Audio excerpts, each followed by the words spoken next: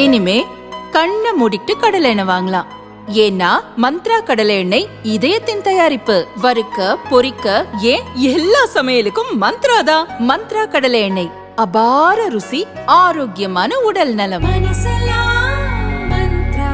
தேர்தல் வாக்குப்பதிவுக்கான நேரலை தொடர்கிறது. நம்மிடம் இப்பொழுது அரசியல் விமர்சகர் பாஸ்கரன் கிருஷ்ணமூர்த்தி வந்திருக்கிறார். வணக்கம் சார். வணக்கம், மிக்க மகிழ்ச்சி சார். இப்போது கடந்த முறையை விட இப்போ பார்த்தீங்கன்னா ஒரு 11 மணிக்கான வாக்குப்பதிவு சதவீதம் வந்திருக்கிறது. கடந்த முறை 26% இருந்தது, இப்போது 37% இந்த வாட்டி வந்திருக்கிறது. ஸோ ஒரு 10%, 10லேருந்து 11% வாக்கு சதவீதம் அதிகமாக இருக்குது. எப்படி சார் பார்க்குறீங்க?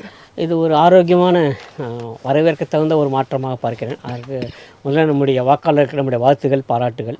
இது நம்ம எதிர்பார்த்தோம். ஏன்னா இந்த பொதுவாகவே 76லேருந்து 78% வரையும் இருக்கும். ஆனால் இந்த முறை 80%க்கு மேல் வாக்குப்பதிவு இருக்கும் என்பது நம்ம எதிர்பார்த்தது தான். அதில் ஒன்றும் சந்தேகமே இல்லை. அதை நிச்சயமாக அதை நாம் எட்டுவோம். அநேகமாக ஒரு சில தொகுதிகளில் 90% எட்டுவதற்கும் வாய்ப்புகள் இருக்குது. அப்படி தான் எனக்கு தோணுது. இதற்கு 2 காரணங்கள். என்னென்னா, உங்களுக்கு தெரியும், இந்த சீரமைக்கப்பட்ட வாக்காளர் பட்டியல், திருத்தப்பட்ட வாக்காளர் பட்டியல், அதில் இந்த மல்டிபிள் என்ட்ரிஸ் எல்லாம் நம்ம இப்போ நீக்கிட்டோம். அதனால் இல்லை, அதனால் இந்த ஃபேக் என்ட்ரிஸ் எல்லாம் இல்லை. அதெல்லாம் போனதுனால இப்போது மிக நிச்சயமாக வாக்கு சதவீதம் அதிகமாக இருக்கும். அது ஒன்று.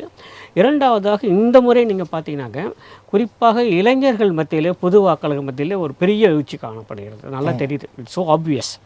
அவர்களாம் வாக்களிப்பதற்கு மிகவும் ஆர்வமாக இருக்கிறது. அதாவது 21ஆம் தேதியிலிருந்து இன்று காலை 6 மணி வரைக்கும் கிட்டத்தட்ட 6 லட்சம் பேர் சென்றிருக்கிறார்கள் சென்னையை விட்டு வாக்குப்பதிவு செய்வதற்காக. ஆமாம். அதுவே இங்கே இப்போ சென்னையை விட்டு போகிற மாதிரியே பல ஊர்கள்லேருந்தும் பல ஊருக்கும் போயிருப்பாங்கல்ல. பார்த்து எத்தனை பேர் போயிருப்பாங்க பாருங்களேன். அதுவே ஒரு மிகப்பெரிய ஒரு வரவேற்க தகுந்த ஒரு மாற்றம் தான். ஏன்னா எந்த அளவுக்கு people are taking voting so serious அப்படிங்கிறது இருக்கு இல்லையா. அது மிக முக்கியமான ஒரு விஷயமாக அக்கறையோடு அவங்க செயல்படுகிறார்கள்ங்கிறது நம்முடைய இந்திய ஜனநாயகத்துக்கு கிடைத்த ஒரு வெற்றி, குறிப்பாக இந்திய தேர்தல் ஆணையத்துக்கு கிடைத்த வெற்றி. என்னை பொறுத்தவரை அப்படி தான் பார்க்குறேன். ஏன்னா ஒரு இந்த அமைப்பு முறையின் மீது ஒரு நம்பிக்கை வைத்து தானே அவங்க வருகிறார்கள். அந்த ஒரு நம்பிக்கைக்கு ஏற்ற மாதிரி அமைப்பு முறை இருக்கிறதுங்கிறது ரொம்ப ஆரோக்கியமான விஷயமா நம்ம பார்க்குறோம். சரிங்களா? அதனால் இப்போ நான் சொல்கிறது என்ன அப்படின்னா, இப்போ இருக்கக்கூடிய இந்த வாக்கு சதவிகிதமெல்லாம் தொடர்ந்து 12 மணி வரையில் மிக வெயில் உக்கிரமாச்சுன்னா கூட்டம் கொஞ்சம் குறைஞ்சிரும். அது 1 மணிலேருந்து 3 மணி வரையில் பொதுவாக சற்றே ஒரு தளர்வு இருக்கும். அது பிறகு 3 மணிக்கு மேலே திரும்ப தொடர்ந்து வர ஆரம்பிக்கும். 4 மணிக்கு பிறகு பார்த்தீங்கன்னாக்கா மிகப்பெரிய ஒரு விறுவிறுப்பான வாக்குப்பதிவு நடைபெறும். பொதுவாக நம்ம பார்க்கிற போது தேர்தல் வாக்குப்பதிவு நிறைவேறுகிற போது அநேகமாக தமிழ்நாட்டினுடைய சராசரி வாக்குப்பதிவு 85% ஒட்டி இருக்கும்னு நான் பார்க்குறேன். ஏன்னா பாண்டிச்சேரியில் அதிகமாக இருக்குது, 91% ஆகிருக்கு இல்லை சார். ஸோ எல்லாருமே சொல்கிறது என்னென்னா, இந்த வாட்டி கொஞ்சம் அந்த விஜய் ஃபேக்டர் அது கொஞ்சம் இளைஞர்கள் மத்தியில் கொஞ்சம் அதிகப்படியாக வாக்குகளை அதிகப்படுத்திருக்குன்னு சொல்கிறாங்க. நான் ஒரு 7 மணி 7:15 போயிட்டு வாக்குச்சாவடிக்கு செல்லும்போது ஒரு பெரிய இளைஞர் பட்டாளம் இல்லை. எல்லாம் வழக்கமாக வாக்களிக்கக்கூடியவர்கள் தான் இருந்தாங்க. ஸோ ஒருவேளை லேட்டாக வாக்களிப்பதற்கு அவங்க ஆயத்தமாயிட்டு இருந்தாங்களோ ஒரு சந்தேகம். இளைஞர்னால கொஞ்சம் லேட்டாக வருவாங்கன்னு ஒரு எதிர்பார்ப்பு இல்லையா? அப்படி தானே. நான் கூட 7 மணிக்கு வாக்களித்தேன். 7 மணிக்கு வாக்களிக்கிற போது பார்த்தீங்கன்னாக்கா ஏற்கனவே வாக்களித்த அந்த வயதில் முதிர்ந்தவர்கள், அனுபவஸ்தர்கள் அவர்கள்லாம் தான் இருப்பாங்க. பொதுவாகவே இளைஞர்கள்லாம் நீங்கள் மதியத்துக்கு மேலே தான் எதிர்பார்க்கலாம் பொதுவாகவே. அதுவும் இல்லாமல் இளைஞர்களுக்கு வெயில்லாம் இல்லை. அதெல்லாம் இப்போ பெரியவங்களுக்கு தான். அவர்கள் இளைஞர்களுக்கு வெயில், மழை அப்படிலாம் பார்க்க மாட்டாங்க. அவங்களுக்கு பொதுவாக அவங்களுக்கு நாளுங்கிறது இப்போ யாரும் தப்பாக சொல்லலை. பொதுவாக அவங்களுக்கு ஒரு நாள் காலை 10 மணிக்கு தான் தொடங்குது. அதனால் அவங்க 11 மணி 12 இரவு 3 மணி தான் முடியுது. ஆமாம். அதனால் அவர்களை பொறுத்தவரை அவர்கள் வாக்கு மேல் தான் வர தொடங்கும். ஆனால் வர தொடங்கி விட்டார்கள்னு தோணுது. இப்போது கடந்த 1 மணி நேரமாக அவர்கள் வர தொடங்கி விட்டார்கள். அதில் நீங்கள் சொல்கிற அந்த விஜய் ஃபேக்டர் ஒரு முக்கியமான ஃபேக்டர். 2 மிகப்பெரிய காரணிகளை நான் சொல்லுவேன். ஒன்று விஜய், அது திரு சீமான் அவர்கள் பின்னாலேயும் ஒரு மிகப்பெரிய அளவில் இளைஞர்கள் இருக்கிறார்கள். ஸோ இளைஞர்கள் இருக்கிற 3 பெரிய தலைவர்கள் இன்னும் இங்கே தமிழ்நாட்டில் இருக்காங்கன்னு பார்க்க போகிறோம். இவர்கள் இருவர் இல்லாமல் 3வது அண்ணாமலை அவர்கள். அவங்களுக்கு பின்னால் ஒரு பெரிய இளைஞர் சக்தி இருக்கிறது. ஆனால் இளைஞர்கள் இருக்கிற தலைவர்கள் வருகிற போது மிக நிச்சயமாக தேர்தலிலேயே வாக்களிக்கக்கூடிய இளைஞர்கள் எண்ணிக்கை அதிகமாக இருப்பார்கள். அதனால் இது விஜய் ஃபேக்டர் மட்டுமே சொல்ல மாட்டேன். Vijay factor, Seeman factor, Annamalai factor, 3மே. உதயநிதி ஃபேக்டர் சார் மன்னிக்க வேண்டும், அதில் அவர் ஒரு வாரம் தெரியல. இல்லை, அவரும் ஒரு இளைஞர், அவரும் ஒரு திரைப்பட நடிகர். அவ்வளோதான். நான் சொல்றது இளைஞர்கள் இருக்கக்கூடியவராக இருக்கணும்ல. அவர் இளைஞரா இல்லையாங்கிற பிரச்சனை. ஆனால் அது வேண்டாம், அது அரசியல் விவாதமாக ஆகிவிடும். ஆனால் அவர் பெரிய அளவில் இளைஞர்களை இருப்பதாக எனக்கு தெரியவில்லை. மன்னிக்க வேண்டும், தெரியவில்லை. என்னுடைய கண்ணோட்டம் தவறாக கூட இருக்கலாம். ஆனால் இல்லை, இளைஞர்கள் இருக்கக்கூடியவர்கள் 3 பேர் தான். விஜய், சீமான், அண்ணாமலை அவர்கள் 3 பேரும் வெவ்வேறு களங்கள் இருக்கக்கூடியவர்கள். அவர்கள் இளைஞர்களை உள்ளே கொண்டு வந்திருக்காங்கங்கிற போது அந்த வாக்கு சதவீதம் அதிகம். ஒன்று. இரண்டாவது, பொதுவாகவே அதிகாலை நேரத்திலிருந்து, அதாவது காலை 7 மணியிலிருந்து முற்பகலிலே வாக்கு சதவீதம் அதிகமாக இருக்கிறது என்று சொன்னால் ஆன்டி இன்கம்பன்சி ஃபேக்டர் வெகுவாக வேலை செய்கிறது என்று பொருள். இது பொதுவான கருத்து, பொதுவானது. என்னென்னா, அரசுக்கு எதிராக ஒரு மனநிலை இருக்கிற போது அப்போது வாக்களிக்க வருகிறவர்கள் எப்போ விடியும், எப்போ வாக்களிக்கலாம்னு நினச்சிட்டு இருப்பாங்க. அது மாதிரியான ஒரு மனநிலை உண்டு எப்போதுமே. இதான் சொல்கிறதுலாம் ஒரு ஜென்ரல் தியரி தான். சரி சார், அது அப்படியே இருக்கணுங்க அவசியம் இல்லை. ஒரு ஜென்ரல் தியரி என்னென்னா, வாக்கு சதவீதம் அதிகமாக இருக்கிற போது, குறிப்பாக காலை நேரத்திலே வாக்கு சதவீதம் மிக அதிகமாக இருக்கிற போது, அப்போலாம் மக்களுக்கு வந்து ஏதோ ஒரு உந்துதல் இருக்கிற ஒரு மனநிலை வந்து போய் ஓட்டு போட்டே ஆகணுங்கிற மாதிரி ஒரு எண்ணம் நினைக்கிறலாம். அதெல்லாம் பொதுவாக ஆன்டி இன்கம்பன்சியோட ஒரு வெளிப்பாடு அப்படி தான் சொல்கிறார். அரசுக்கு எதிராக ஒரு மனநிலையுடைய வெளிப்பாடு அப்படின்னு சொல்லலாம். இதுவே அரசுக்கு ஆதரவான நிலைப்பாடு இருந்து வச்சுங்களேன், மிக மந்தமாக தான் வாக்குப்பதிவை தொடங்கும். ரொம்ப மந்தமாக. நீங்கள் பல முறை நீங்கள் வாக்கு இதெல்லாம் பார்த்துருப்பீங்க. தேர்தலெலாம் காலையில் முதல் 1 மணி நேரத்தில் 4%, 5%, 6%, பல சமயங்களில் மதியம் வரையில் கூட 20% தாண்டாத வாக்குப்பதிவுலாம் கூட நடந்திருக்கு. அதெல்லாம் ரொம்ப மந்தமாக இருக்கும். ஆனால் அரசுக்கு எதிராக நிலை வருகிற போது அந்த வாக்குப்பதிவு எடுத்தோடனே சுறுசுறுப்பாக தான் தொடங்கும். இதெல்லாம் ஒரு ஜென்ரல் தேரி தான். சரிங்களா? இது அப்படியே இருக்கணுங்கிற அவசியம் இல்லை. அதனால தான் இந்த முறை வாக்குப்பதிவு அதிகமாக இருக்க முடியும் என்று தோன்றுகிறது. இளைஞர்களின் வரவு ஆன்டி இன்கம்பன்சி ஃபேக்டர்.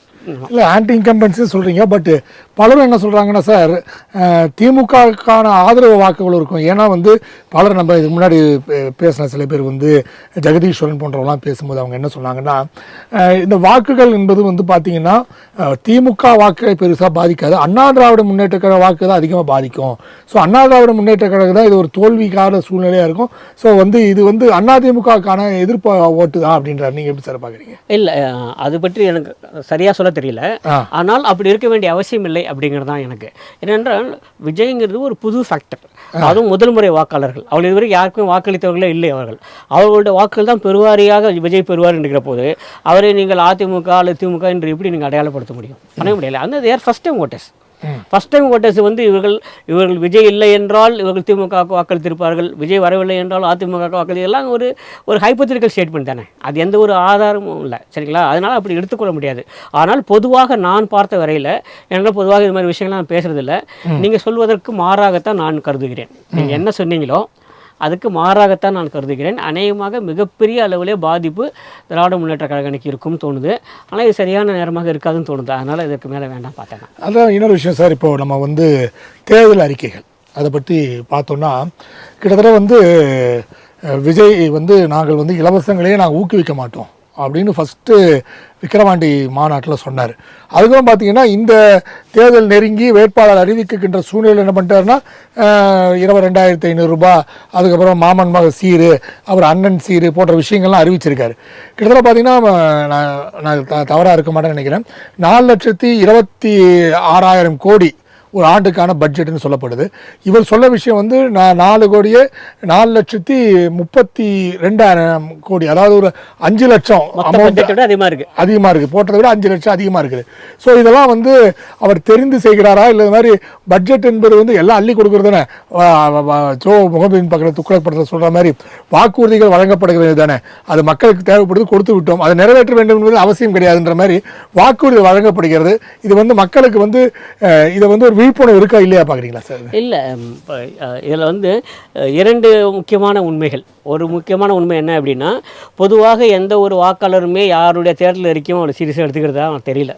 யாருமே அது தேர்தலில் போன வாட்டி சீரியஸ் எடுத்தனால தானே இலவச பேருந்து அதெல்லாம் பார்த்தனால தான் மக்கள் பெண்கள் அதிகமான ஓட்டு போட்டாங்க ஒரு கருத்து இருக்கு இல்லையா? ஒரு நெரேட்டிவ் சொல்லப்படுகிறது. ஆனால் பொதுவாக அப்படி பார்க்கறது இல்லை. வாக்காளர் வந்து தேர்தல் அறிக்கையை வாசித்து விட்டு அதில் என்ன சொல்லப்படுகிறது அப்படிங்கிறத தெரிஞ்சுக்கிட்டுலாம் வாக்களிப்பாங்கன்னு தோணலை எனக்கு. நான் இது வரைக்கும் பார்த்து அந்த மாதிரி யாரையும் பார்க்கல. ஒன்று. அப்புறம் 2வது, நீங்கள் பாருங்களேன், தேர்தல் வாக்குறுதிங்கிறது என்னென்ன, நாங்கள் இதெல்லாம் செய்யணும்னு திட்டம் வைத்திருக்கிறோம்னு சொல்கிறது தான். அது வந்து ஒரு கட்சியினுடைய அறிக்கை தான், அரசாங்கத்தோட அறிக்கை கிடையாது, ஒரு கட்சியோட அறிக்கை. அந்த கட்சி என்ன சொல்ல, நாங்கள் இதெல்லாம் பண்ணணும்னு நினைக்கிறோம் அப்படின்னு சொல்லுது. இது எல்லாமே உடனடியாக பண்ண முடியாது. It will take is own time. ஒன்று. 2வது, அரசுக்குள்ளே வருகிற போது நீங்கள் சொல்ல மாதிரி ஏராளமான நடைமுறை சிக்கல்கள் இருக்கும். சரிங்களா? நிறைய பிரச்சனைகள் வரும். முக்கியமாக நிதி சார்ந்த சிக்கல்கள் வரத்தான் செய்யும். அதனால் இதெல்லாம் செய்யணும்னு ஆசைப்பட்றேன். நான் என்ன சொல்கிறேன், ஒரு பையனுக்கு ஒரு பெற்றோராக ஒருத்தர் வந்து அவர் பையனுக்கு சொல்கிறாரு, அப்போ உனக்கு நான் சொந்த வீடு வாங்கி கொடுக்குறேன், கவலைப்படாத, உனக்கு அதெல்லாம் பண்ணித்தரேன், எல்லாம் பண்ணித்தரேன் சொல்கிறாரு. ஆனால் அவருக்கு அதுக்கான ஒரு ஆற்றல், அவருக்கு வசதி இருக்கணும், சோர்ஸ் இருக்கணும் இல்லையா? அதனால் இதெல்லாம் வந்து ஒரு ஆசையினுடைய வெளிப்பாடு. ஒரு இதெல்லாம் பண்ணணும் அப்படின்னு நினைக்கிறாங்க, அது முற்றிலுமாக அவர் செய்வாங்களான்னு தெரியும். அதில் ஒரு முன்னுரிமை இருக்கும், இதை முதல்ல பண்ணலாம், இதை அப்புறம் பண்ணலாங்கிற ஒரு முன்னுரிமைலாம் இருக்கும். சரிங்களா? அந்த முன்னுரிமை அடிப்படையில் தொடர்ந்து செய்து கொண்டே வருவார்கள். அப்போ தான் அவங்களுக்கு அந்த அரசனுடைய அந்த செயல்பாடு புரிய ஆரம்பிக்கும். வெளியிலேருந்து பார்க்குறதுங்கிறது வேறு. அரசில் போய் உள்ளே உட்காந்து நிர்வாகத்தை வந்து உட்கார்ந்த பிறகு தான் முதல்ல ஒரு 6 மாதங்கள் ஒவ்வொரு ஆண்டு கழிச்சதுக்கப்புறம் தான் அவங்களுக்கு தெரியும் இது ஒன்றும் it is not a joke. அவங்க ஒரு அரசாங்கத்தை நடத்துவது அந்த எளிதான ஒரு விஷயம் இல்லைங்கிறது அப்போ தான் புரியும். அதுவும் குறிப்பாக நீங்கள் விஜய் அவர்கள் பற்றிலாம் சொல்லிக்கிறாங்க, முதல் முறையாக வருகிறார்கள் வச்சுக்காங்க. அப்போ வந்து அவங்களுக்கு அப்போ தான் தெரியும் அரசு நிர்வாகத்தினுடைய என்ன சவால்கள் இருக்குது என்னென்னு புரியும். அதனால் இந்த வாக்குறுதிகள்ங்கிறது வந்து ஒரு விதத்தில் அவங்களோட விருப்பங்கள்னு வச்சுக்கலாம், அவங்களோட கனவுகள், இந்த கட்சியோட கனவுகள் அப்படி தான் வச்சுக்கணும். இதற்கு மீறி அவர்கள் அதில் எதையும் ஒரு 2 செயல்படுத்த முடியும் என்று சொன்னால் அதுவே ஒரு பெரிய சக்ஸஸாக நான் சொல்லுவேன். நீங்கள் அந்த எண்ணிக்கை வச்சே பார்க்கக்கூடாது, இவங்க வந்து 400 கொடுத்துருக்காங்க இல்லை 150 தான் நிறைவேற்றிருக்காங்க, அப்படிலாம் இல்லை. எது மாதிரியான வாக்குறுதிகள் இதெல்லாம் நிறைவேற்றப்பட்டிருக்கின்றன. இப்போது நான் வீதிக்கு வீதி குப்பை தொட்டி வைவேன் அப்படின்னு வச்சுக்கலாம், அது நிறைவேற்றுறது ஈஸி. இந்த மாதிரி ஒரு 100 வாக்குறுதி நிறைவேற்றிடலாம். மிகப்பெரிய ஒன்று சொல்லியிருப்பாங்க, உங்களுக்கு இரவு முழுவதும் உங்கள் ஊருக்கு பேருந்து வசதி செய்து தருகிறோம் சொல்லியிருப்பாங்க, அது பண்ணியிருக்க மாட்டாங்க. ஏன்னா அரசுக்கு அது மிகப்பெரிய அளவு செலவு இருக்கிறது. அதனால் சின்னதாக இருக்கிற 100 வாக்குறுதி நிறுத்திட்டு நாங்கள் 200ல் 100 நிறைவேற்றிட்டோம் அப்படிங்கிறது வந்து பைத்தி காத்தணும். அதனால் அது நம்பர்ஸ் வச்சு போகவே முடியாது. அதனால் இவங்க சொல்கிற வாக்குறுதிகளில் எது மிக முக்கியமான வாக்குறுதி, எதற்கு முன்னுரிமை தரப்படுகிறது, எது மக்களுக்கு நேரடியாக வந்து பயன் தரக்கூடியது, எது மறைமுகமாக ஆட்சியாளர்களுக்கு உதவக்கூடியது, அது உங்களுக்கு என்ன அர்த்தம் புரிஞ்சிருக்கும். 100 ரூபா செலவு பண்ணிட்டு 200 ரூபா செலவு பண்ணுற மாதிரி கணக்கு காட்ட முடியும். அந்த மாதிரி திட்டங்களுக்கு முன்னுரிமை கொடுப்பாங்க. அது குறிப்பிட்ட ஒரு கட்சி அதுக்கு மிகவும் பெயர் பெற்றது. அது மாதிரி விஷயங்களுக்கெல்லாம் அவங்க பண்ணுவாங்க. சரிங்களா? அப்போது உங்களுக்கு வாக்குறுதிகள் என்பது நாங்கள் நினைக்கிற எண்ணங்கள், திட்டங்கள், கனவுகள், விருப்பங்கள், எதிர்பார்ப்புகள் இதெல்லாம் வச்சுருக்கோம். இதெல்லாம் நாங்கள் நிறைவேற்றுகிறோம். ஆனால் 5 ஆண்டுகளுக்குள்ளே நிறைவேற்றுமாங்கிறது தெரியாது. அவங்களுக்கே தெரியுமா. இப்போ நீங்கள் சொல்கிறீங்க இல்லையா, பட்ஜெட் இவ்வளோ தான் வருது, ஒரு 4 கோடி 30 லட்சம் வருது, ஆனால் நான் கொடுக்குறதா நிறைவேற்றினா 4 கோடி 50 லட்சம் ஆகுது, அப்படி அவங்களுக்கு தெரிஞ்சிருக்கும்ல, தெரியாமலாம் இல்லை. அப்போ இதுக்கு என்ன அர்த்தம் அப்படின்னா சிறிதாக பண்ணுவோம், படிப்படியாக நிறைவேற்றுவோம், எப்போதெல்லாம் சாத்தியமாகிறதோ அப்படி நிறைவேற்றுவோம். ஆனால் இதெல்லாம் பண்ணணும்னு நாங்கள் நினச்சிட்டு இருக்கோம். அதான் சார், உதாரணம் பார்த்தீங்கன்னா ஜெயலலிதா அவர்கள் வந்து 2010 வந்து முதியோருக்கெல்லாம் வந்து பேருந்து பயணம் இலவசம்னாங்க. அது எனக்கு தெரிஞ்சு கிட்டத்தட்ட வந்து 11 சொன்னாங்க. அதாவது 15 அந்த வாக்கில் வந்து கடைசி ஒரு 6-7 மாதம் இருக்கும்போது டோக்கன் மட்டும் தருவோம், ஒரு 20 டோக்கன் தருவோம் அப்படின்னு அதை சுருக்கிட்டாங்க. அது சொன்ன வாக்குறுதி வேற, நிறைவேற்றப்பட்ட விஷயம் வேற. அது கடைசி 6 மாதம் மட்டும்தான் அதை நிறைவேற்றினாங்க. அதே மாதிரி இப்போ வந்து மகளிர் உதவித்தொகை அது கூட கடந்த ஒரு ஃபர்ஸ்ட் 2-3 வருஷம் வரவே இல்லை. கடைசி ஒரு 24-25 மாதம் தான் கொடுத்தாங்க.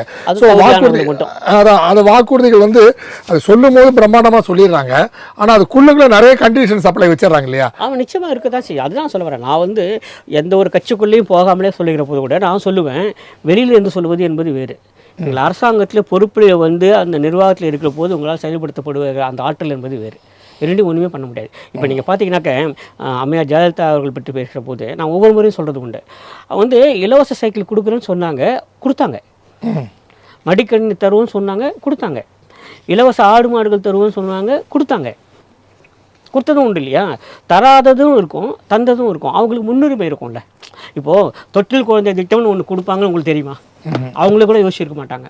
திடீர்னு பார்த்தாங்க இதுக்கான ஒரு காரணம் இருக்கிறது. ஒரு குறிப்பிட்ட மாவட்டத்தில் ஒரு குறிப்பிட்ட பகுதியில் பெண் சிசு கொலை அதிகமாக இருக்கிறது. அப்போ நம்ம தொட்டில் குழந்தை திட்டம்னு ஒன்று கொண்டு வருவோம். உலகத்துக்கே புதுசு. அம்மா உலகம் அதுதான். அதுக்கப்புறம் வரேன், அதுக்கு முன்னாடி சொல்கிறேன். தொட்டில் குழந்தை திட்டம் புதுசு, யாருமே எதிர்பார்க்கல, ஆனால் கொண்டு வந்தாங்க. ஏன்னா அப்போ தேவை இருந்தது. வாக்குறுதியில் கொடுத்தாங்கன்னா இல்லை, ஆனால் செயல்படுத்தப்பட்டது. ஏன்னா அதுக்கான தேவை இருக்கிறது. சரிங்களா? சில இடங்களில் வாக்குறுதி கொடுத்துருப்போம், ஆனால் இப்போது அதுக்கான தேவை இல்லை, சற்றே தள்ளி போடலாம். அதை விட அவசியமாக என்ன இருக்கிறது அப்படி பார்க்குற போது இப்போ நீங்கள் சொல்கிற அம்மா உணவகம் வருகிறது. அது இலவசம் கிடையாது, மலிவு விலை உணவகம் தானே தவிர்த்து அது இலவச உணவகம் கிடையாது.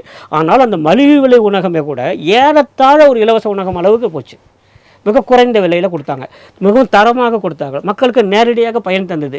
பார்க்குறாங்க, இவ்வளோ தான் செலவு பண்ணுறோம், ஆனால் இத்தனை பேருக்கு பயன் தெரிகிறது, நேரடியாக அன்றாட வாழ்க்கையில் பயன் தெரிகிறது. அப்போ அதுக்கு முன்னுரிமை கொடுப்போம். வேறு ஏதாவது திட்டம் இருந்திருக்கலாம், ஆனால் அவங்க பார்க்குறாங்க அதை விட இது நேரடி பயன் தருகிறது, அப்போ இதுக்கு நம்ம முன்னுரிமை கொடுப்போம். இலவச உணவகம் மன்னிக்கணும் மலிவு விலை அம்மா உணவகம் நடத்தப்படும் சொல்லிட்டு வாக்குறுதியில் கொடுக்கவே இல்லை. வந்துதா இல்லையா? அப்போது அவர்கள் முன்னுரிமை தெரிகிறார்கள். சரிங்களா? இதே மாதிரி இன்னொன்று சொல்கிறேனே, வீராணத்திலேருந்து வீராணம் ஏரி வந்து இங்கே சென்னைக்கு குடிநீராக வருகிறது. சரிங்களா? எங்கேயா எடுத்து பாருங்கள், இத்தனை நாளுக்கு நான் முடிச்சு கொடுக்குறேன், அறிவிப்பெல்லாம் கொடுக்கல, வாக்குறுதியெல்லாம் கொடுக்கல, நேரடியாக இறங்குனாங்க.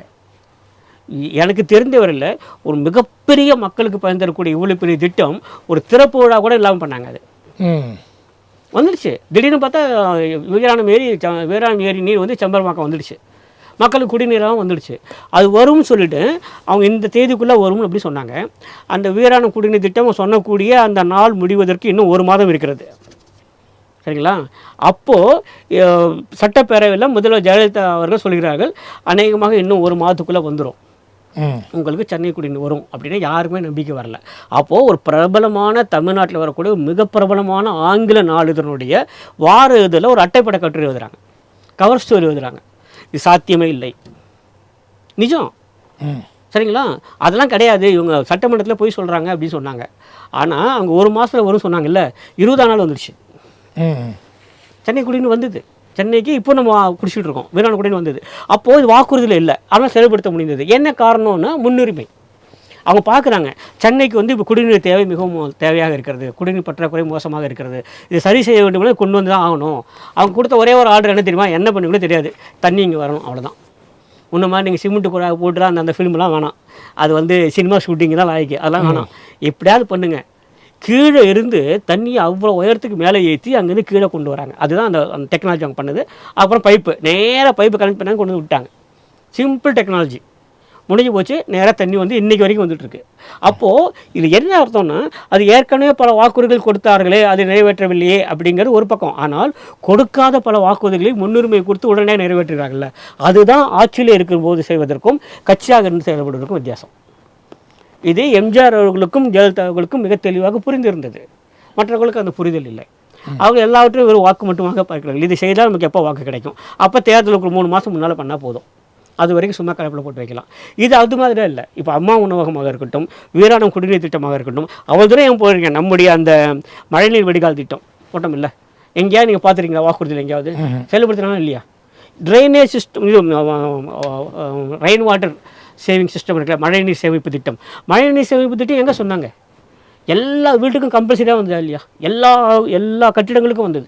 அதே மாதிரி அம்மா குடிநீர், அம்மா உப்பு, இதெல்லாம் வந்து அவங்க சொன்னதை அப்படியே கொண்டு வந்தாங்க இல்லையா? அப்போது நான் என்ன சொல்கிறேன், இந்த மழைநீர் சேமிப்பு திட்டம் பற்றி எங்கேயாவது பேசினாங்களா, ஏதாவது சொன்னாங்களா? ஒன்றுமே இல்லை. நேராக திட்டத்தை அறிவித்தாங்க, செயல்பாட்டு கொண்டு வந்தாங்க.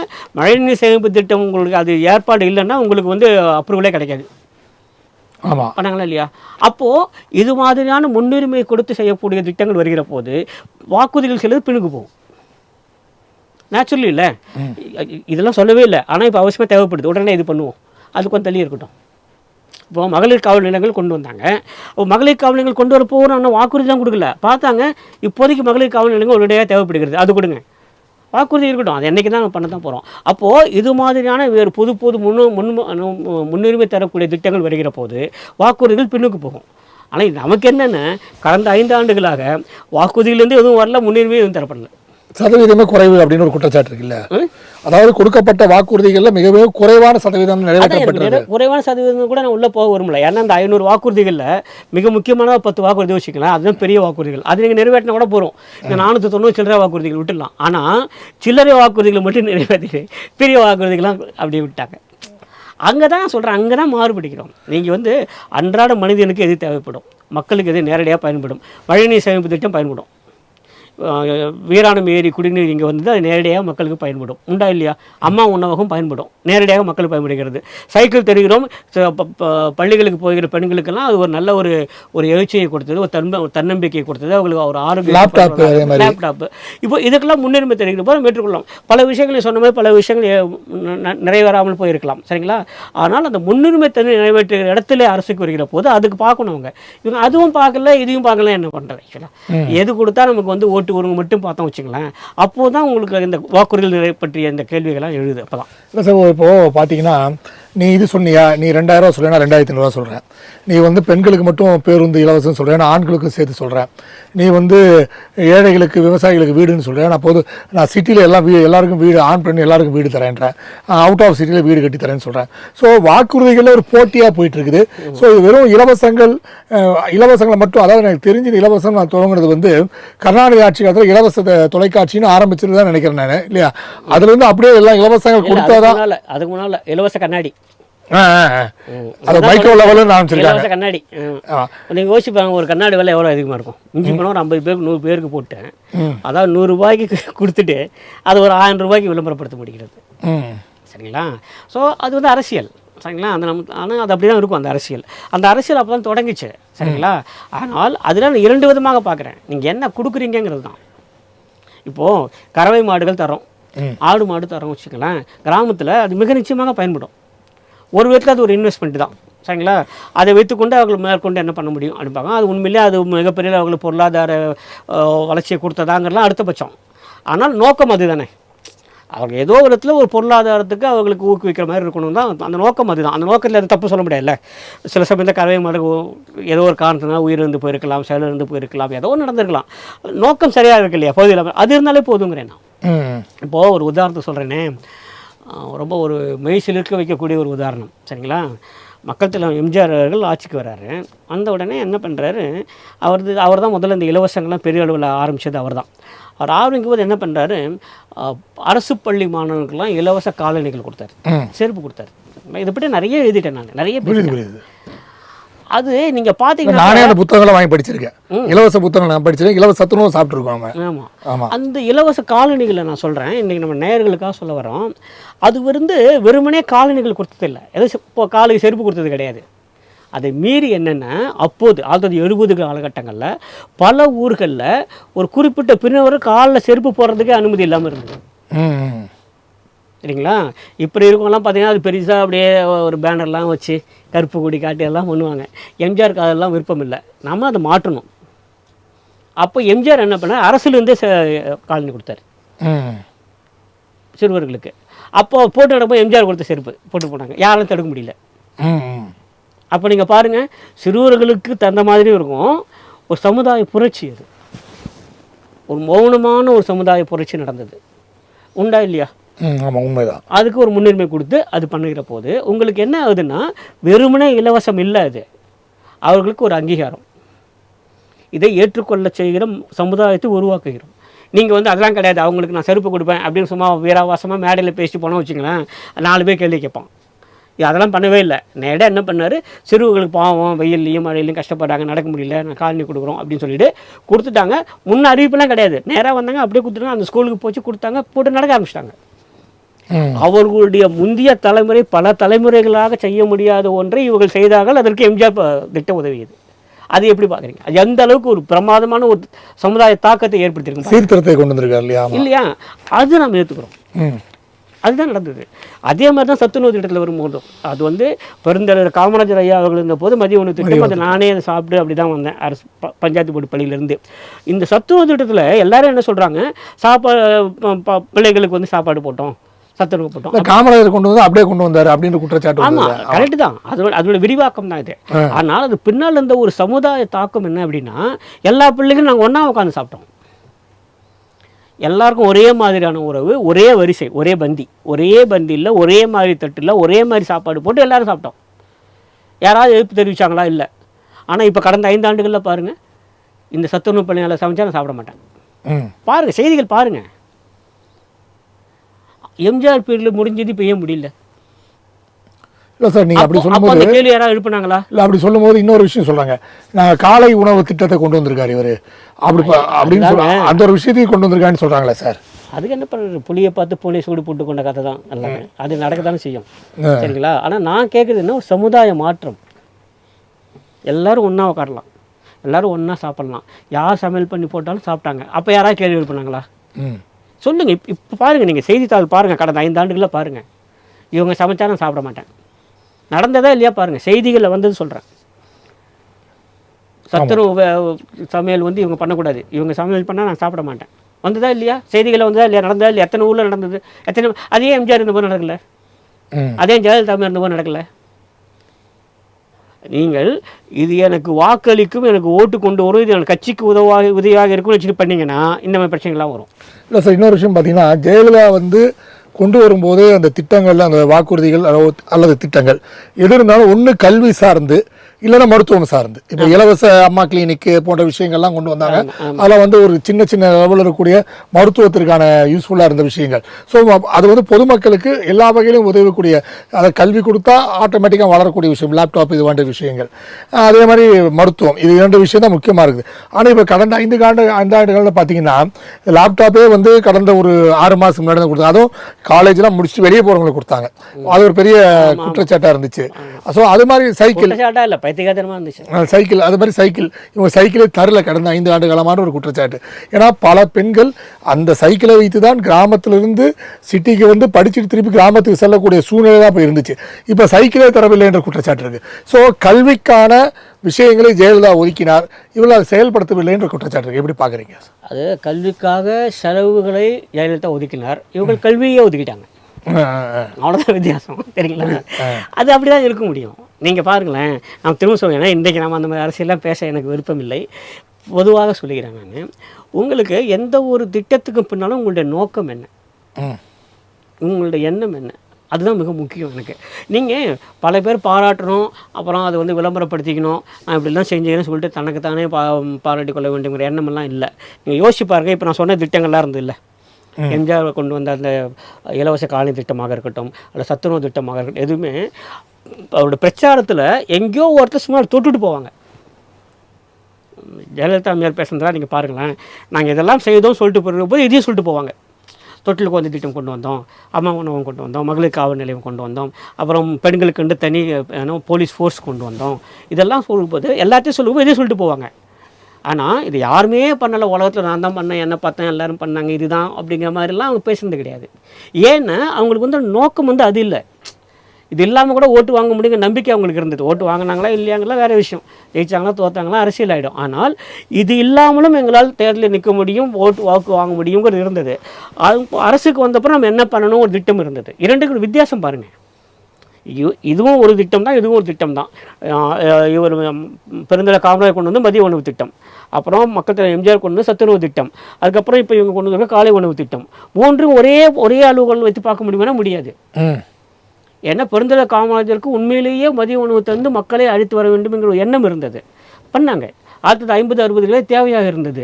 1970 பிற்பாவதிலே அல்லது 80 முற்பாவதிலே மக்களுக்கு பிள்ளைகளுக்கு சத்துணவு வழங்க வேண்டும் என்கிற ஒரு நிலை இருந்தது. அப்போ அது பண்ணாங்க. 2025-26 வந்து நீங்கள் காலை உணவு கொடுக்குறீங்கன்னு என்ன அர்த்தம்?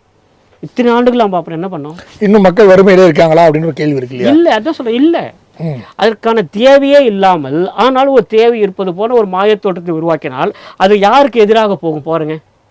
காலை உணவு கூட வழங்க முடியவில்லையா, இது என்னது அப்படிங்கிற கேள்வி வருதா இல்லையா? இல்லையா? அங்கே தான் சொல்கிறேன் காரணம், இந்த மூலம் நமக்கு ஏதாவது ஓட்டு விடுமா அப்படிங்கிறது தான். இதே திட்டத்தையே வேறு ஏதோ ஒரு பரிமாணத்திலே இதே மாதிரி பிள்ளைகளுக்கு பயன் தருகிறது மாறி இருந்தால் மக்கள் மத்தியில் ஒரு பெரிய வரவேற்பு கிடைச்சிருக்கும், சரிங்களா? இப்போது இந்த திட்டத்தை ஆதரிப்பதோ எதிர்ப்பதோ என்னோட நோக்கம் இல்லை, சரிங்களா? ஆனால் அதோட நோக்கம் எதுவாக இருக்குது நான் பார்க்குறேன் அப்படின்னா அது எனக்கு ஒரு ஒரு வேறு விதமான தோற்றத்தை தருகிறது. அது எப்படி? 80களில் உணவு போடுறாங்க மதிய உணவு, இப்போ 2025 வந்து காலை உணவு போடுறீங்களே. 45 ஆண்டுகளில் என்ன ஆச்சுன்னு தெரியணும்ல. நீங்கள் தான் சொல்லிக்கிறீங்க ஒரு பக்கத்தில் தமிழகம் 11% மேலாக பொருளாதார வளர்ச்சி கண்டு இருக்கிறது நீங்கள் சொல்கிறீங்க. அந்த அளவுக்கு பொருளாதார வளர்ச்சி இருக்கும்போது நீங்கள் ஏன் காலை உணவு திட்டம் கொடுக்குறீங்க? ஒன்றுக்குன்னு முரணாக இருக்கிறதா இல்லையா? இந்த மாதிரி ஒரு ஃபால்ஸ் கிளைம் பண்ணலையே, பிறந்தல காமராஜ் அப்படி சொல்லியே, சரிங்களா? ஐயோ இவங்களாம் கஷ்டப்படுறாங்க கொடுங்க அப்படிலாம் கிடையாது. அவளை பார்த்தாங்க, உணர்வுபூர்வமாக இவங்களுக்கு தந்தால் நல்லதுன்னு கொடுக்குறாங்க, அது பாட்டு நடந்துகிட்டு இருக்கு. அது ஒரு சாதனையாக அவர் சொல்லிக்கொள்ளவில்லை, மக்களுக்கு செய்ய வேண்டிய ஒரு கடமையாக பார்த்தார்கள். எம்ஜிஆர் வந்து சத்துணவு சாப்பிட்ற மாதிரி படமெல்லாம் போட்டு எல்லாம் பண்ணாங்க. ஆனால் ஒரு இடத்துல கூட நான் தான் சாப்பாடு போட்டு சொல்லியதே கிடையாது. எம்ஜிஆர் எடுத்து பாருங்கள், பண்ணதே கிடையாது. ஏன்னா அது அவருக்கு தேவையில்லை. அதனால் ஒரு உண்மையில ஒரு அக்கறை இருந்தது. இப்போது இந்த இலவச சைக்கிள் ஆகட்டும், தொட்டிலுக்கு வந்த திட்டமாக இருக்கட்டும், அம்மா உணவகமாக இருக்கட்டும், வீராணம் குடிநீர் திட்டமாக இருக்கட்டும், இது எல்லாமே பாருங்கள், இந்த மழைநீர் சேமிப்பு திட்டமாக இருக்கட்டும், இதோட பிரமாதம் திட்டம் ஒன்று பண்ணாங்க. இவங்களுக்கே தெரியல, அந்த கட்சிக்காரங்களே சொல்ல தெரியல, இது வரைக்கும் சொல்ல தெரியல. என்ன தெரியுமா? 10ஆம் வகுப்பு பொதுத் தேர்வு எழுதி முடிச்ச உடனே அடுத்து ஒரு வாரத்துக்கு நீங்கள் பார்த்தீங்கன்னாக்கா அப்போது வந்த தினத்தந்தியெல்லாம் பாருங்களேன், எந்த பேப்பர் ஆகட்டும், தினத்தந்தி, தினமலர், எல்லா பேப்பரும், எல்லா நாளிதழ்களும் பாருங்களேன். அந்த பொது தேர்தல் முடிவு வெளிவந்த உடனே, பொது தேர்வு 10ஆம் வகுப்பு பொது தேர்வு முடிஞ்ச உடனே, அப்போல்லாம் 11ஆம் வகுப்பு இருந்தது, அது முடிஞ்சதுக்கு அப்புறம் நீங்கள் பார்த்தீங்கன்னா அடுத்து ஒரு வாரத்துக்கு நிறைய தற்கொலைகள் இருந்தது. தமிழ்நாட்டில் நிறைய தற்கொலைகள் இருந்தது. அது 11ஆம் வகுப்பாக இருந்த போதும் சரி, அதுக்கப்புறம் 10ஆம் வகுப்பு மாறிய பிறகு கூட அந்த 10ஆம் வகுப்பு பொது தேர்வுலேயே தேர்ச்சி பெறாதவர்கள்லாம் தற்கொலை பண்ணியிருக்காங்க. அதுக்கு எதிராக நம்ம நிறைய எழுதணும், அரசுக்கு பிரதிநிதித்துவப்படுத்தினா நானும் நிறைய பண்ணேன். அது அம்மையார் ஜெயலலிதா வந்தோடனே என்ன பண்ணாங்க அப்படின்னா, யோசிச்சு பாருங்கள், உண்மையிலே உங்களுக்கு புல்லரிக்கும் அதை கேட்டிங்கனாக்க. இவ்வளோ தற்கொலைகள் இருக்கிறது என்ன பண்ணணும்னு பார்த்தாங்க ஜெயலலிதா. உடனடியாக என்ன பண்ணாங்க, 10ஆம் வகுப்பு பொதுத் தேர்வில் யாரும் தேர்ச்சி பெறாமல் போனால் உடனடியாக அப்போதே அடுத்த ஓரிரு வாரங்களிலே மறுதேர்வு. எதில் நம்ம ஃபெயில் ஆனமோ அது மட்டும் எதுனா போதும். ஒரு கணக்கு வரலையா, அறிவியல் வரலையா, இங்கிலீஷ் வரலையா, எது ஃபெயில் ஆச்சோ அது ஒன்று மட்டும் இது அடுத்த 2 வாரத்தில் மறுதேர்வு எழுதி அது ஒன்று மட்டும் எழுதி பாஸ் பண்ணிவிட்டு திரும்ப அவர்களோடய சேர்ந்து 11ஆம் வகுப்பு போயிடலாம். ஒரு தற்கொலை நடக்கல இன்னைக்கு வரைக்கும் இல்லை. செய்ய முடிஞ்சதா இல்லையா? கண்டிப்பா. இது யார் பண்ணுவாங்க? ஆமாம், நீங்கள் சொன்ன மாதிரி இந்த விஷயம் யாருக்குமே பெரிய அளவில் தெரியவே தெரியாது. இது வரைக்கும் தெரியாது யாருக்குமே. அது செய்தது அம்மையார் ஜெயலலிதா. இதே நாமெல்லாம் முன்னெடுத்தோம் அப்போவே, இதுக்கு ஏதாவது ஒன்று பண்ணுங்கள், இது வந்து இந்த மாதிரி இருக்கக்கூடாது தற்கொலைகளுக்கு சொல்லிட்டு. அவங்க எங்கேயுமே அதை விளம்பரப்படுத்தி கூட இல்லை. ஏன்னா அவங்களுக்கு இருந்தது, இது வந்து ஒரு நல்ல விஷயமா இருக்குது, தற்கொலைகளை தடுக்க முடியும், அறிவித்தாங்க. எந்த ஒரு விளம்பரமும் கிடையாது, எந்த விளம்பரம் கிடையாது. இன்றைக்கி அந்த நடைமுறையில் இருக்குது. அவங்க என்ன பண்ணாங்க, நீங்கள் ஃபெயில் ஆகிட்டீங்களா, அது மட்டும் நீங்கள் உடனடியாக அப்ளை பண்ணுங்கள், எழுதுங்க, பாஸ் பண்ணுங்கள். அது அந்த ஒரு 10 அடுத்து பாருங்கள், அடுத்த 15 நாளைக்கு அந்த பையனுக்கோ பொண்ணுக்கோ வேறு எதுவும் பண்ண வேண்டாம், அந்த ஒரு சப்ஜெக்ட் மட்டும் படித்தா போகிறோம். படிச்சுட்டு போய் எழுதி பாஸ் பண்ணிவிட்டு உடனே போயிட்டு அவர் யாரோட 10ஆம் வகுப்பு படித்தாங்களோ அவரோடவே சேர்ந்து அப்படியே 11ஆம் வகுப்பு பயணிக்கலாம். எவ்வளோ நல்ல விஷயம் இது! எப்படி ஆரோக்கியமாக இருக்குது? கண்டிப்பாக. இது யார் பண்ணாங்க? இப்போ நம்ம நீட் தேர்வுக்கு கேட்டோம், தொடர்ந்து நான் கேட்டுட்ருக்கேன். கடந்த ஒரு 2-3 ஆண்டுகளாக சொல்லிக்கிட்டே வருகிறேன். நீங்கள் நீட் தேர்வு ரத்தெல்லாம் அப்புறம் வச்சுக்கிங்க, எனக்கு அது வேண்டாம். நீங்கள் என்ன கோரிக்கை வைக்கிறீங்கன்னா, நீட்டு தேர்வு ஏன் ஆண்டுக்கு ஒரு முறை மட்டும் வைக்கிறீங்க? நீட்டு தேர்வு யாரெல்லாம் தேர்ச்சி பெற முடியாமல் போகிறதோ அவருக்கு அடுத்து 1 மாதம் 2 மாதம் 3 மாதத்துக்குள்ள ஒரு மறுதேர்வு வைங்க, பண்ணுங்கள். ஏன் ஆண்டுக்கு ஒரு முறை தான் வைக்கணும்? என்ன இருக்குது? ஆண்டுக்கு 2 அல்லது 3 முறை வைங்க. இந்த முறை தான் அடுத்த முறை படித்து பாஸ் பண்ணுவான்னு நம்பிக்கை வருது. 2-3 முறை எழுதி அவங்கள பாஸ் பண்ணோம்னா அப்போல்லாம் தற்கொலை பண்ணிக்க மாட்டாங்க. அவங்களே புரிஞ்சிடும், நம்மளால பாஸ் பண்ண முடியல, போயிடுவாங்க. சார், இன்னொரு விஷயம் நீங்கள் பார்த்தீங்கன்னா, அந்த மாதிரி பண்ணாமல் வச்சுங்களேன், அது வந்து நம்மளால் வரவேற்க முடியும். யார் பண்ணாலும் வரவேற்கலாங்கிறேன் நான். இல்லை சார், இன்னொரு விஷயம் பார்த்தீங்கன்னா, அந்த விஜயோட அந்த இவர் தேர்தல் அறிக்கையில் பார்த்தீங்கன்னா எல்லாமே கவரக்கூடிய விஷயம் என்ன சொல்கிறதுன்னா, சார் இந்த ஏஐ, ஏன்னா வந்து இப்போ எல்லாமே அவர் இப்போ ஃபாலோவர்ஸ் ஃபுல்லாக வந்து ஜென்சி மாணவர்கள் தான் இருக்காங்க. ஸோ ஏஐ யூனிவர்சிட்டி, ஏஐக்கான அடுத்த கட்டத்தான கல்வி, இது போன்ற விஷயங்கள்லாம் சொல்லியிருக்காரு. ஸோ அவருக்கும் ஒரு கல்விக்கான ஒரு முன்னெடுப்பு எடுக்கிறான்னு சொல்கிறாங்க. நீங்கள் எப்படி சார் இது பார்க்குறீங்க? இல்லை, அது முக்கியமாக நான் வரவேற்பேன். அது வந்து எனக்கு ஒரு மிகவும் பிடித்திருந்த ஒரு விஷயம். ஏஐக்கு சொல்லிட்டு தனி யூனிவர்சிட்டிங்கிறது அநேகமாக உலக அளவில் எங்கேயுமே இல்லை இது வரைக்கும். ஆமாம், எல்லாமே ஒரு டெக்னிக்கல் யூனிவர்சிட்டிக்குள்ளேயே அதுவும் கொண்டு வராங்க, சரிங்களா? அதுலேருந்து பிரித்து ஏஐக்கு ஒரு தனி பல்கலைக்கழகம், அது எந்த அளவுக்கு சாத்தியமாகும், எந்த அளவுக்கு பயனுள்ளதாக இருக்கும் அப்படிங்கிறதா வேற விஷயம். பை வெரி கான்செப்ட் இருக்குல்ல, இது மாதிரி ஒரு கான்செப்ட் ஏஐக்குன்னு சொல்லிட்டு தனியாக ஒரு பல்கலைக்கழகம் அப்படி சொல்கிறோம்ல, அந்த கான்செப்டே நல்லா இருக்குங்கிறேன். ரொம்ப நல்லா இருக்குது, நல்லா இருக்குது. அதில் என்ன பிரச்சனை இருக்குது? அது வந்து வரவேற்கலாம்ல. ஏன் இது மாதிரி பிறரும் சிந்திக்கலாங்கிறத எனக்கு தோணுச்சு. எனக்கு உண்மையாக அது படிக்கும்போது ஆச்சரியமாக இருந்தது. என்னென்ன இவங்க திரும்ப என்ன சொல்லுகிறார்கள், நாங்கள் தமிழ் பல்கலைக்கழகம் வைத்தோம். தமிழ்நாட்டில் தமிழுக்கு ஒரு பல்கலைக்கழகம் வச்சுதான் ஒரு சாதனையாக வச்சுட்டு இருக்கோம். அப்போ நம்ம எந்த அளவுக்கு கீழே இறங்கியிருக்கோம் பாருங்களேன். என்ன, ஆனால் ஏஐக்கு நாங்கள் ஒரு பல்கலைக்கழகம் வைக்கிறோம், செயற்கை நுண்ணறிவுக்கென்று தனி பல்கலைக்கழகம் அப்படிங்கிற போது that very concept is very unique இல்லையா? மிகவும் தனித்தன்மை வாய்ந்த ஒரு நல்ல ஒரு கார்த்தூர்வாக இருக்குது. என்னை பொறுத்தவரை அது ரொம்ப ரொம்ப நல்லதாக பார்க்குறேன். ஏன்னா நீங்கள் சொன்ன மாதிரி தான், ஏன்னா அங்கே ஜென்சி நிறைய பேர் இருக்காங்க. அதனால் அவர்களை நோக்கிய ஒன்றாக இருந்தாலும் கூட அதை நோக்கிய அவர்களுடைய ஓட்டுகளை பெறுவதற்காக இருக்கிறது என்று சொன்னாலும் கூட நல்ல விஷயம் தானே. ஆமாம், அந்த நல்ல விஷயம் எல்லாமே சொல்லிட்டு போகலாமே. அது I have to really welcome it. It's good idea. ஆமாம், அதை வித்தியாசமாக மற்றவங்களாம் பல விஷயங்களை யோசிக்கும் போது இவர் யோசிச்சிருக்காரு. இப்போ கடைசியாக வந்து சார் 11 மணிக்கு பார்த்தீங்கன்னா 40%, 37 சொன்னோம், இப்போ 40% இன்னும் கொஞ்சம் மந்தமாயிட்டு இருக்குன்றாங்க. இப்போ வந்து அடுத்த வாக்குப்பதிவுங்கிறது கொஞ்சம் மந்தமாகுது அப்படின்றாங்க. நீங்கள் சொல்ல மாதிரி கோடை வெயில் போன்ற விஷயங்கள் இருக்கும். ஸோ அதனால கம்மியாகக்கூடிய சூழ்நிலை இருக்குது. எப்பவுமே இளைஞர்கள் கூட்டம் கூட கொஞ்சம் நீங்கள் சொல்ற மாதிரி அதிகமானாலும் கூடும் இல்லையா? எப்பயுமே நான் கடந்த பல பொதுத் தேர்தல்களே நானே பணியாற்றிருக்கிறேன், சரிங்களா? தேர்தல் பணிகளே இருந்திருக்கேன், பார்த்துருக்கோம். முதல் 2 மணி நேரம் அல்லது 3 மணி நேரம் விறுவிறுப்பாக இருக்கும். அப்புறம் 2-3 மணி நேரம் தொய்வு இருக்கும். அதன் பிறகு கடைசி 2 மணி நேரம் 3 மணி நேரம் மிகப்பெரிய விறுவிறுப்பாக தேர்தல் நடைபெறும். அதுதான் பொதுவானது. நம்மளோட கோடை காலம் இது. அது அப்படி தான் இருக்க முடியும். சரிங்களா? தொடர்ந்து அப்படியே வந்துக்கிட்டே இருப்பாங்கன்னு எதிர்பார்க்க முடியாது. ஆனால் இப்போ சொல்கிறேன், 80% மேலாகத்தான் இருக்கும். 85% தொடுவோம். அநேகமாக ஏதேனும் ஒரு தொகுதிகளில் 90 கூட இருக்கலாம். சார், இப்போ நம்ம திருப்பி அந்த வாக்குறுதிகள் பற்றியே பேசும்போது, அந்த வாக்குறுதிகளில் வந்து பட்ஜெட் தொகை நீங்கள் சொன்ன மாதிரி இப்போ மக்கள் வந்து ஏற்றுக்கிறாங்களா இல்லையான்னு தெரியல. பட் அந்த பட்ஜெட் இப்போ வாக்குறுதினால மக்களுக்கு ஒரு ஆர்வம் வந்துடுது. நீங்கள் என்ன வாக்குறுதி வழங்க போகிறாங்க அப்படின்னு ஆர்வம் வருது. இப்போ பல கட்சிகள் பார்த்தீங்கன்னா, இப்போ பாஜக ஒரு வாக்குறுதியை வெளியிட்டாங்க. அதில் பல வாக்குறுதி வந்து அப்படியே வந்து Anna Dravida Munnetra கழகத்தோட cut and paste. அதாவது மகளிருக்கான 2000 ரூபாய், நாங்கள் 10,000 ரூபாய் கொடுப்போம், அதெல்லாம் அப்படியே கட் அண்ட் பேஸ்டாகவே இருந்துச்சு. விடுதலை சிறுத்தை இது ரிலீஸ் பண்ண வாக்குறுதிகளை அதே மாதிரி பல தொகுதிகளில் அந்தந்த வேட்பாளர்கள் வாக்குறுதிகளை வெளியிட்டாங்க. அது மட்டும் இல்லாமல் சென்னையில் திமுக வந்து சென்னைக்கு தனியாக 10,000 கோடிக்கான ஒரு வாக்குறுதிகளை வெளியிட்டாங்க. ஸோ இதில் வந்து ஒரு பெரிய கன்ஃபியூஷன். ஒவ்வொரு கட்சி கூட்டணி கட்சியை வாக்குறுதி வெளியிடுது, அப்புறம் சிட்டி வாரியாக வாக்குறுதி வெளியிடுறது, இதெல்லாம் குழப்பமாக இருக்குது. எப்படி சார் பார்க்குறீங்க? இல்லை, முதல்ல நீங்கள் சொன்ன ஒரே ஒரு விஷயத்தை வந்து தொடங்குறேன். இந்த பாரதிய ஜனதா வந்து அதிமுகவோட வாக்குறுதியை கட் அண்ட் பேஸ்ட்டுங்கிறது இல்லை. ஏன்னா வரப்போது அதிமுகவோட தலைமையிலான ஆட்சி. அப்போ அவங்க சொன்ன வாக்குறுதி தான் இவங்களுக்கு கொடுக்க முடியும்.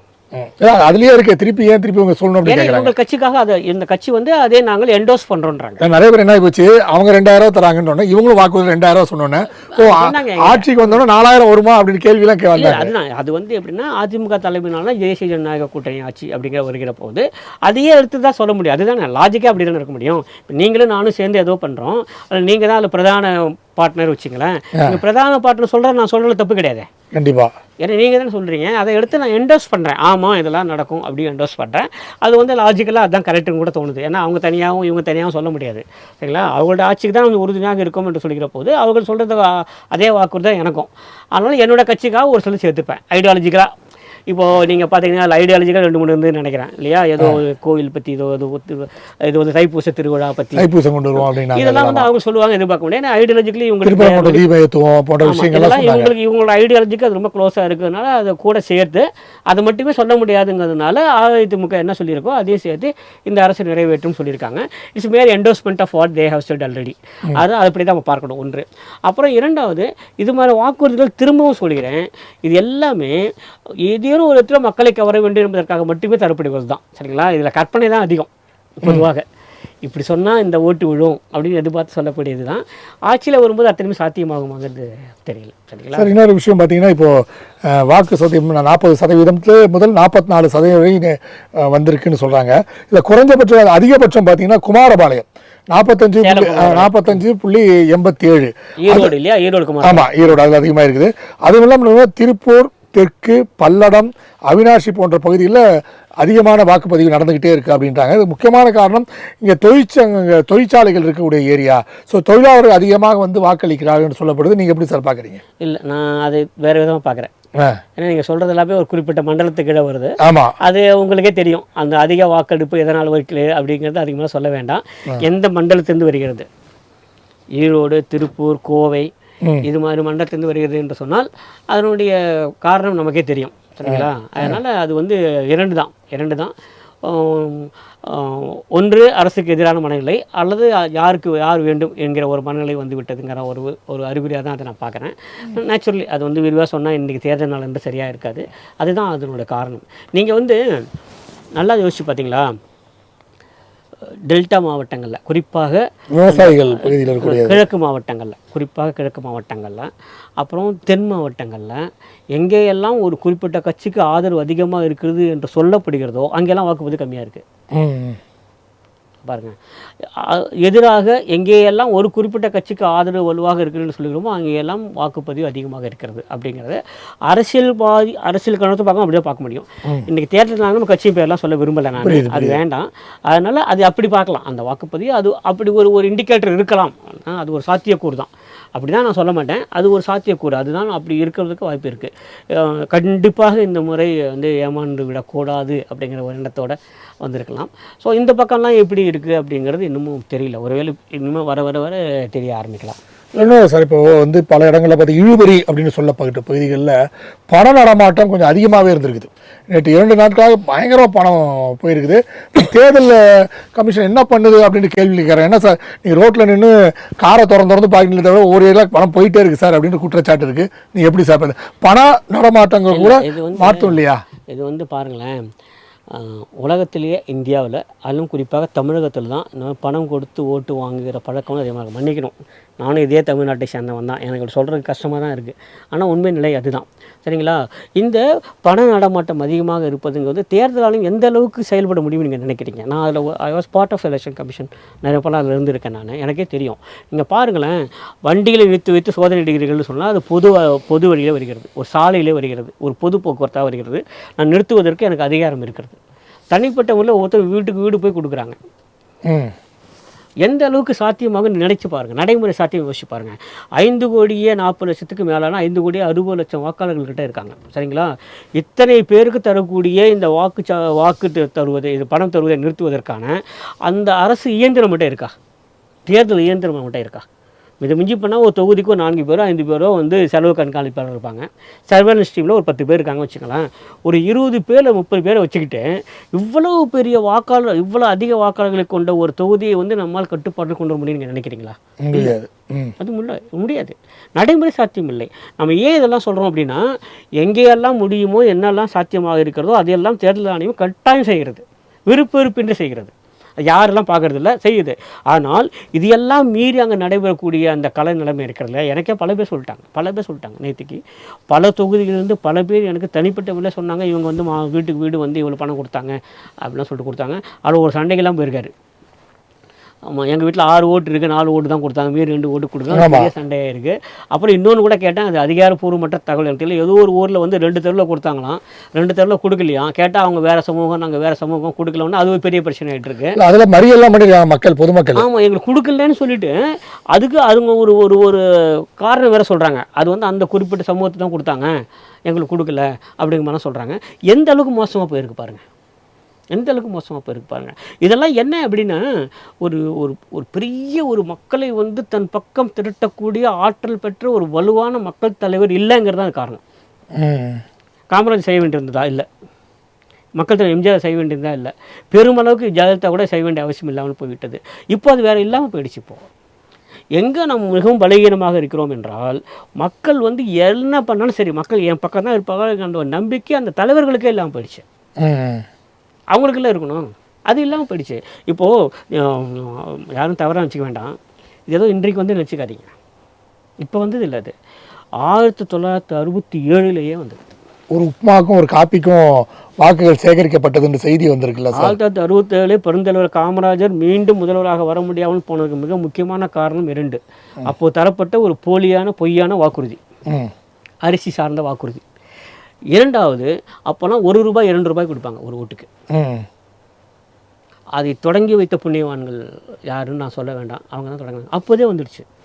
ஆனால் அப்போது கூட பிறந்துள்ள காமராஜர் அவர்கள் சொன்ன ஒரே வாக்கியம் என்ன தெரியுமா? தேர்தல் முடிஞ்ச உடனே இன்றைக்கும் நல்லா அப்படியே கண்ணு ஞாபகம் இருக்குது, மக்கள் தீர்ப்பை தலைவணங்கி ஏற்றுக்கொள்கிறேன், அவ்வளோதான். இந்த புகாரெலாம் கொடுக்கவே இல்லை அவர். மக்கள் அப்படிப்பட்ட நான் என்ன பண்ணுவேன்னு கேட்டார். அவங்க வாக்கு வாங்கிட்டு அவங்க போகிறாங்க, நான் என்ன பண்ண முடியும்? நான் ஒன்றும் பண்ணுறதுக்கு இல்லை. நான் பண்ண வேண்டிய வேலையை பண்ணிட்டேன். நான் வந்து அரசியல் என்ன பண்ணணுமோ பண்ணிட்டேன். அப்புறம் ஒரு அரசியல் தலைவராக என்ன பிரச்சாரம் பண்ணணுமோ பண்ணிட்டேன், எல்லாம் முடிச்சிட்டேன். அப்புறம் அவங்க தான் ஓட்டு போடணும். அவங்க காசு வாங்கிட்டு போகிறாங்களா, எப்படி ஓட்டு போகிறாங்களா என்னால் பார்க்க முடியாது. மக்கள் தீர்ப்பை தலைவணங்கி ஏற்றுக்கொள்கிறேன். ரொம்ப ஃபேமஸான ஒரு டைலாக் அது, பயங்கரமான ஒரு சொற்றொடர் அது. 67 சொன்னாங்க, 71 அதே சொன்னார் பெருந்தலைவர். அப்போதும் அதே தான் சொன்னார். அப்போதும் என்ன, நீங்கள் வந்து தேர்தல் ஏதாவது தில்லுமுள்ளு நடந்ததா அப்படிலாம் நேரடியாக கேட்குற போது கூட அதெல்லாம் ஒன்றும் இல்லை, ஜனங்க ஓட்டு போட்டாங்க, அவங்க ஜெயிச்சிட்டாங்க, அவ்வளோதான்டாரு. அவர் சொன்ன வாக்கியம் இதுவே தான். அதெல்லாம் பேசாதீங்க, ஜனங்க ஓட்டு போட்டாங்க, ஜெயிச்சிட்டாங்க. ஓட்டு போடாமல் ஜெயிச்சிருப்பாங்களா அப்படின்னு கேட்டார் அவர். ஓட்டு போடாமல் ஜெயிச்சாங்க, மக்கள் ஓட்டு போட்டாங்க. மக்கள் எப்படி ஓட்டு போட்டாங்க, அது வந்து என்னோடய வேலை இல்லை, என் வேலையை நான் பண்ணிட்டேன். அப்புறம் மக்கள் காசு வாங்கிட்டு ஓட்டு போட்டாங்களா அப்படிங்கிறலாம் அவங்களோட இஷ்டம் சொன்னேன். அதனால் இந்த பணம் கொடுத்து ஓட்டு வாங்குவது என்பதோ, பொய்யான வாக்குறுதி தருவது என்பதோ ஏறத்தாழ 50 ஆண்டுகளுக்கு மேலாக, ஏறத்தாழ 60 ஆண்டுகளாக இருந்து வந்து வருகிறது. அது வந்து ஊட்டி வளர்த்து இவ்வளோ பெருசாக வந்து நிற்கிது. இன்றைக்கி தமிழ்நாட்டில் ஒரு மிகப்பெரிய விஷயமாக நம்ம பார்க்கிறோம். அது நமக்கே அது ரொம்ப அவமானமாக இருக்குது வெளியே போய் சொல்கிறதுக்கு. கேரளாவில் இல்லைங்க, பக்கத்தில் இருக்கிற கேரளாவில் இல்லை. எல்லாவற்றையும் சொல்கிறோம்ல, மிகப்பெரிய கல்வியில் சிறந்த தமிழ்நாடு சொல்லுகிறோம், அது உண்மைதான். இப்போ நீங்களோ நானோ எல்லாரும் மேலே வந்திருக்கோம், கல்வியில தான் மேலே வந்தோம். ஆனால் இங்கேயே இப்படி இருக்கிறது, கேரளாவிலேயே இப்படி இல்லை சார், இதில் என்ன குற்றச்சாட்டு இருக்கிறாங்கன்னா, நீங்கள் வாங்குறவங்களாம் பாருங்கள் 60 வயது 70 வயது தாண்டியவர்கள் தான் இருப்பாங்க, அவங்க தான் பணத்தை கேட்கிறார்கள்.